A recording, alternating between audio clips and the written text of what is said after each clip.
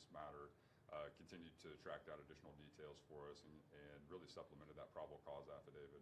I cannot say enough good things about the work that took place at IMPD. There was a ton of information to sift through and gather. They did an excellent job of acquiring that information. And as a consequence of that effort, we received an amended or an additional probable cause affidavit this morning. Again, this is something that happens in virtually every case here in Marion County. And with that additional information, we have added more serious charges against Mr. Sanchez.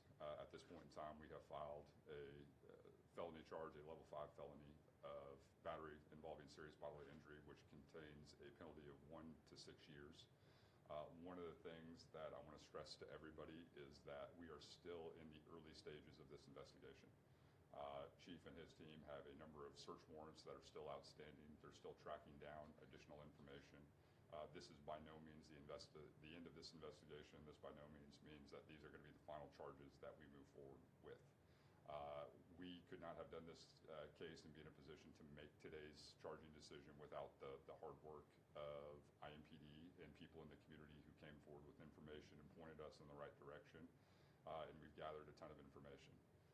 One of the challenges you have in a case like this is the fact that you are dealing with individuals who are receiving medical care, and that's obviously the most important thing, that individuals are treated appropriately. But once we were provided with additional information about the victim's current medical condition, it became clear to us that additional charges needed to be filed.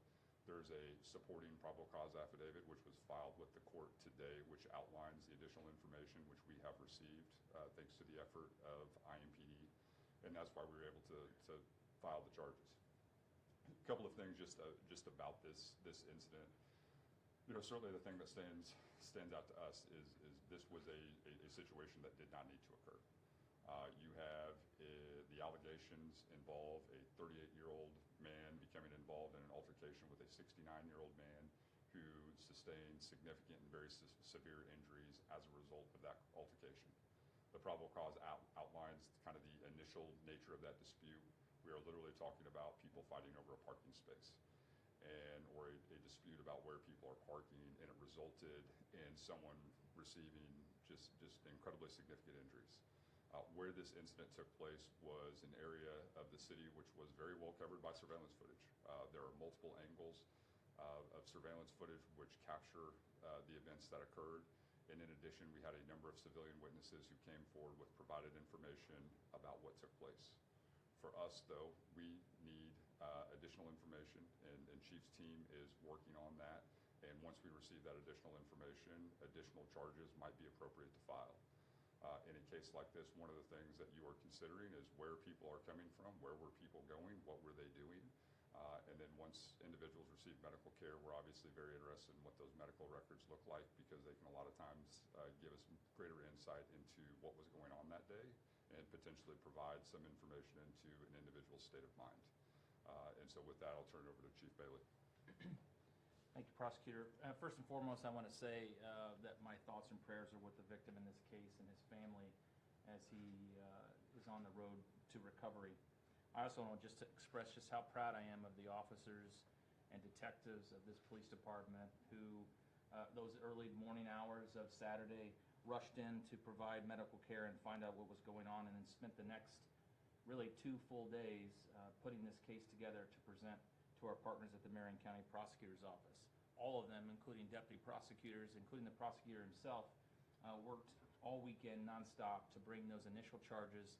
And as he said, we continue to work on this case to find additional information, additional evidence, and additional witnesses to make this case stronger. The professionalism that we saw from our teams is what makes this department one of the best in this city, one of the best in the country, and their commitment to our community and keeping downtown and every neighborhood in our city safe was evident. Downtown Indianapolis remains a safe and welcoming environment for the people that live here and the people that visit here. It remains one of our safest neighborhoods. To date, violent crime is down 5% in downtown. Property crime is down 11%. Overall crime is down 10%. And across our city, violent crime is down 21%. That is because of the hard work of all of our partners in the criminal justice system, Prosecutor Mears, and the work of our detectives, the work that we see from our Office of Public Health and Safety, and the work of our boots-on-the-ground, community-based organizations who every day are doing their part to make our city safe. But I want to be clear about this. I don't care who you are. I don't care what you do for a living. I don't care where you live. If you come into our city, commit violence, we will use all the tools at our disposal to hold you accountable. As we move forward, IMPD will continue to maintain our strong, visible presence in downtown on those high visibility, high traffic weekends at major events to make sure that our community is safe. And I continue to urge our community to respect one another. As the prosecutor said, this did not need to happen. It just did not. We need to recognize our differences, respect those differences, and deal with our conflict without resorting to violence, because it's just not worth it. I appreciate the cooperation of our community and the downtown residents and businesses who continue to support their police department, each other, and work with us to solve our problems. Thank you, and now we will take some questions. Prosecutors, are there any laws on the books that state that charges will be up based on maybe the victim's age, especially if this person is elderly? So traditionally, that's more of a statutory aggravator as it relates to sentencing. And so one of the things that the court can consider when they're trying to impose a sentence, as I mentioned, this is a level 5 felony, 1 to 6 years. One of the statutory aggravators is the age of the victim, and certainly that is something that the judge could consider when they're imposing a sentence. Did investigators take a BAC level from Sanchez? Well, anytime anyone's admitted to the hospital, there's a number of things that are conducted as just kind of a matter of routine and a matter of procedure. And I think as you work through the process, certainly their health records are protected. We have to go through that process of making sure that any information that we receive is obtained through the proper channels. And I know Chief's team's working on that. Do we know if investigators have had a chance to talk to any of Sanchez's associates to piece together what his Friday night was like before this happened? I can't answer exactly what step in the process the investigators are at, but as the prosecutor mentioned, just because charges are filed doesn't mean the case or the investigation stops. So the investigators will be looking into all those things, and I think the medical records are going to be extremely important for both individuals to help the prosecutor make an important a charging decision to see if there's some other way to another charge that needs to be added, but also to see if there was some sort of altered state of mind of the individuals involved in this incident. Does the felony mean his bond has now changed? So as you know, we're currently assigned to a misdemeanor level 6 court with the additional charges. This case will be transferred to a major felony court, and then it would be up to that major felony court to make the determination as to whether or not a bond should be imposed regarding the new charges. Again, these new charges are supported by an amended probable cause affidavit, which goes into way more detail about what took place on that night, and also more clearly outlines the nature and extent of the victim's injuries in this case. How does the state's self-defense law play into this and the allegations? Well, certainly Indiana has some of the most robust self-defense laws in the nation, and that's always going to be part of the equation when you evaluate cases like this and trying to determine exactly what took place. And it will certainly be at the center of this particular trial as well when we have conversations about were people acting reasonably or not. And in Indiana, you have no duty to retreat. And so those are all things that you need to consider in terms of when you make that initial charging decision. Those facts have been evaluated, and certainly the self-defense law is going to be an issue that will be raised at trial. Last question.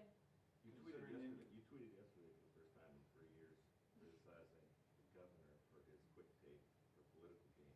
What's your reaction to that? Well, for me, the most important thing is that we get information out there that is accurate. And anytime people jump to conclusions and don't rely on facts, that's obviously disappointing. For us, though, we have conversations about what's taking place in Marion County. When those types of things are said, it's not really an attack on me. It's an attack on 420 people who work in the prosecutor's office who are dedicated to their job. And we've won 31 out of our last 34 murder trials. We've won the last 10 murder trials in a row.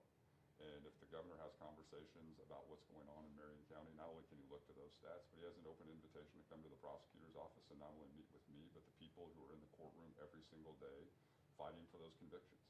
We don't get those records and we don't get those results without Chief Bailey's help, without the community's help. And so if the governor thinks that he can add to that conversation, if he says, hey, there's additional things that can be done to help, we always want to have that conversation. Where I think my frustration sometimes comes from is everybody's quick to blame and point fingers. We need substantive responses that actually address the challenges that we're facing and give everybody the tools and resources that they need to be successful. I feel very comfortable with where we are in terms of our murder conviction rate, but we can't do that without Chief Bailey. We can't do that without the community. And if the governor thinks he can assist, he's got an open invitation to come. Thank you all. We For appreciate both your Ryan time. and Thank Chris, you. for both Ryan and Chris, considering Indiana is a constitutional carry state, and as you pointed out, self-defense statute is very broad, how lucky are we that somebody's not dead of a gunshot wound? Well, go ahead. I mean, I mean, we've seen over the last several years the number of cases that have to be screened from the prosecutor's office and look through the lens of self-defense, I think, go up.